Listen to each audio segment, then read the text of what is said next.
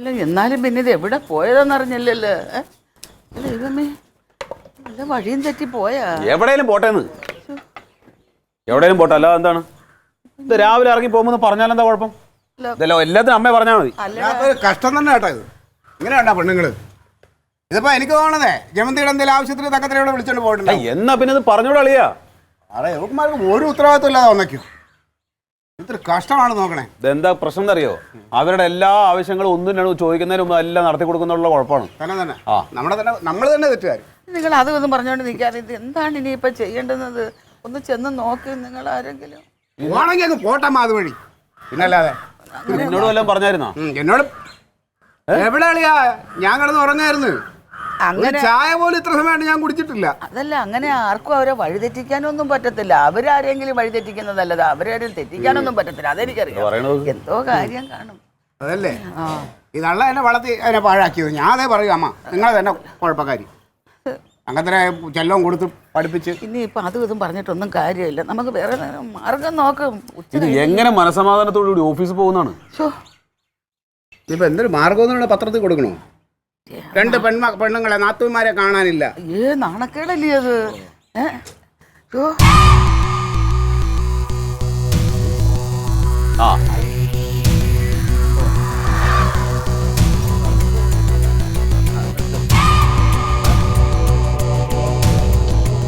ലാവിഷായിട്ട് പോയിട്ട് ഓട്ടോയിൽ വിളിച്ച് വരുക. പൈസ ഉണ്ടെന്ന് ഇഷ്ടം പോലെ.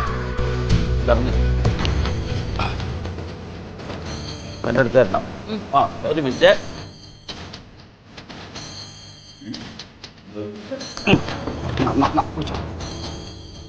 ശരി മുത്തേട്ടാ.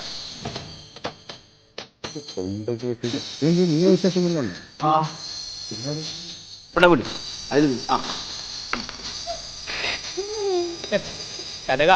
സന്തോഷായ ഞാൻ ഈ കൊട്ടൊക്കെ പഠിച്ചിട്ട് അത് പാഴായി പോലോന്ന് കരുതി. നമ്മുടെ കുട്ടികൾക്ക് ശിങ്കാരിമേളം പഠിക്കണം. ഞാൻ അതങ്ങോട്ട് പഠിപ്പിക്കാൻ തീരുമാനിച്ചു. നീ എവിടെ പോയതാ രാവിലെ? നീ എവിടെ പോയതാന്ന് കണ്ടില്ലേ? അമ്മാന്റെ അടുത്ത്. അപ്പൊ നിനക്ക് അമ്മയോട് പറഞ്ഞിട്ട് പോയാ എന്താ കുഴപ്പം? അതെന്തിനാ പറയണേ? ഞാൻ അതിൻ്റെ കൂടെയല്ലേ പോയത്. എന്നാ എന്നോട് പറയണ്ടേ? എന്തിനാന്നേ? ഞാൻ ആരടി നിന്റെ? അയ്യോ, ആരെങ്കിലും ആണോ ഞാൻ? എനിക്ക് കലാവാസന ഇല്ലല്ലോ.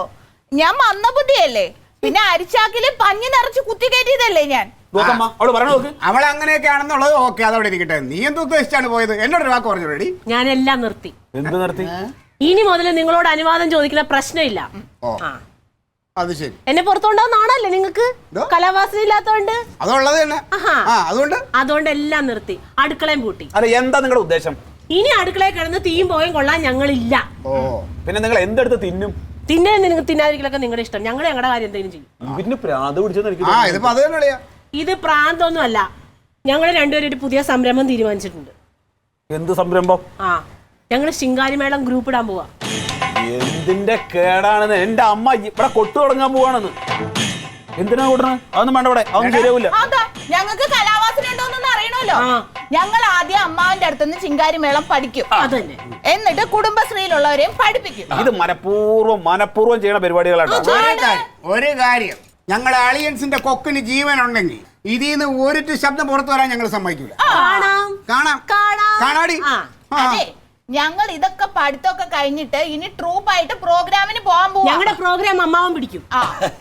ഞങ്ങൾ അതിനൊരു പേര് കിട്ടും, നാത്തൂൻസ് ശിങ്കാരിമേളം.